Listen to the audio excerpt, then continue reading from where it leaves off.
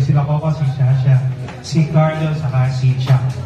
Si Nina, I consider her as a mom nung nag-umpisa pa lang ako sa corporate world. Kasi siya yung maka-discover sa akin.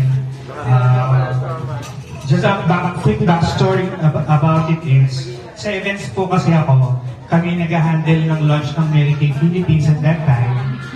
Tapos, ako yung nag-handle ng PowerPoint presentation. So, dumating yung oras na, ewan ko siguro, nabudol ko siya at one point na marunong yata ako mag-PowerPoint. So, she asked me if I could join Mary Kay as their graphics artist ba niya?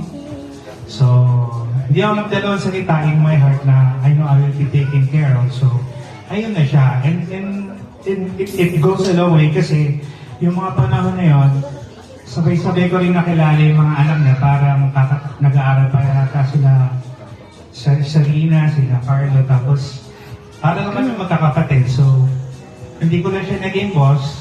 She became our mom. Sa lahat ng rides, maraming beses na sinasabay mo pa ako pa uwi. So, that's how caring she was as a person na gusto niya, safe yung mga tauhan niya hanggang pag-uwi. So, kahit ayaw mo lang sumabay, isasabay ka niyan. So, there came a point na sinabay mo pa rin ako kahit ayaw ko. Ang nangyari, pagbaba mo sa akin sa ilalim ng SM, na-hold up ako. Diba? Na-hold up ako ng gabing yun. So, yun yung nasunod po yung office namin.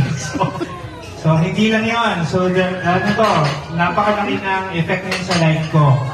Professionally and personally. Kasi nung kasal ko din, hindi pa uso yung wedding coordinators nun. And irritable siya kasi yung mga sponsors, yung day, ang gugulo namin sa labas, siya yung lumabas na wedding coordinator ko that day. Yan, so, inaayos siya lahat. Kaya ang anak niya, apay din namin si Shasha, no? So, yan. Tinuruan pa niya ng paano mag-marcha sa altar. Pati sa picture taking, yung mga ninong So, you are really very special and me and my wife Gay is very thankful for you. Kasi kung wala ka nun, baka hindi kami naikasal nung araw ko ngayon. So, that's how important you are to us. And yun din sinasabi ko sa wife ko, sa mga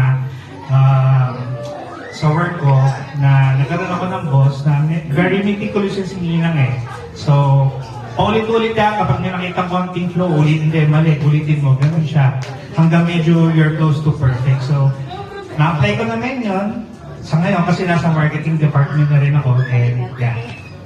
So, being a thoughtful person as quarantine, maraming salamat, Nina, kasi marami kami natututunan sa'yo.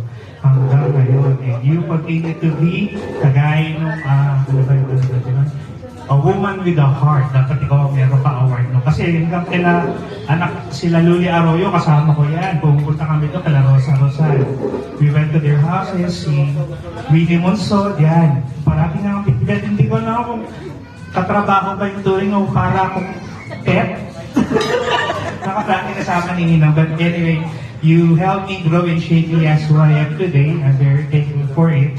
I will never forget you. And syempre, ganun din yung mga nakasama sa department natin sa marketing. So, happy birthday. May you continue to be blessed with your amazing children and your grandchildren. And magkita-kita ulit tayo. Maraming salamat. Happy birthday.